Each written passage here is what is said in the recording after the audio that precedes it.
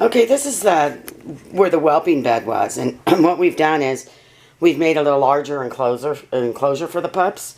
And this is something that you can set up at home very easily, and it does not need to be as large as ours is. This is for large enough for our 7 puppies. And you can see Jade in there, so it gives you an idea of how big ours is. But what we've used are these really nice fences. I call them fences. I don't know what they actually are called. I'll have to look it up. But you can get them at any dog supply store or on Chewy's. I bought mine at Petco, and I bought the rest from Chewy's. These fences are 2 that are put together here. I've used wire ties to basically fasten them to each other, and this makes them very secure. This one has a gate here. Let me open it.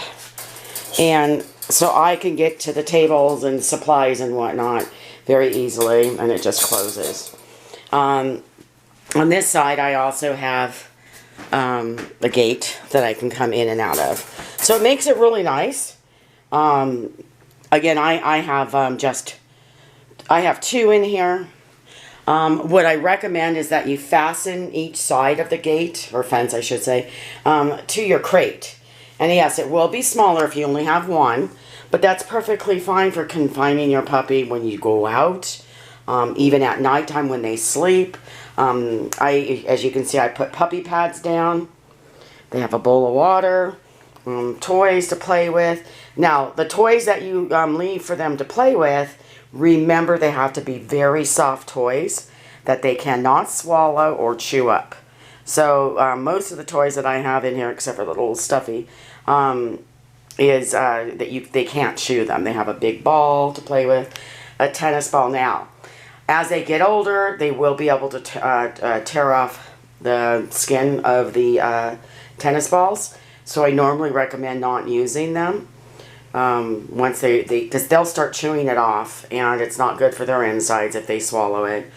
But all of these toys right now, they cannot destroy. And I put down a couple of pads and blankets for them to lay on.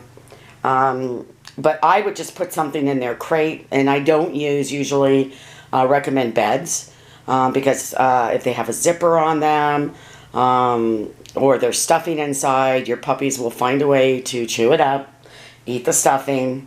So I recommend using maybe an old beach towel.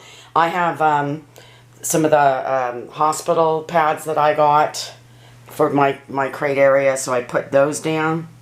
Also, 2 things that you can use to fasten together are the wire ties, and I have little tiny ones. But really any size, just make sure you trim them off and don't leave any of the trimmings in the cage so the puppies will chew on. Also, I have different latches that you can actually hook on to the gates. But really, truly, the wire ties really work well if you're going to have a permanent puppy area. And when I say permanent, you know, until they've grown up and are not pottying in the house anymore. Because once they're not pottying, you can just have the crate. So, like if you, again, going out for a couple hours, this is a great place to put your puppy. It gives them lots of room. They're not locked in a cage.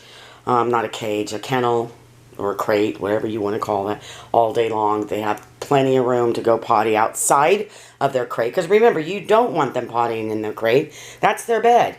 And they will try very hard not to potty in it, but if you leave them in there too long and they have to go, they will go in it. And so you don't want them to do that. So again, this is an area that you can set up very easily in your home. I have this in one of our, this basically bedroom. It's a bedroom that's used for just the puppies at this time. Okay.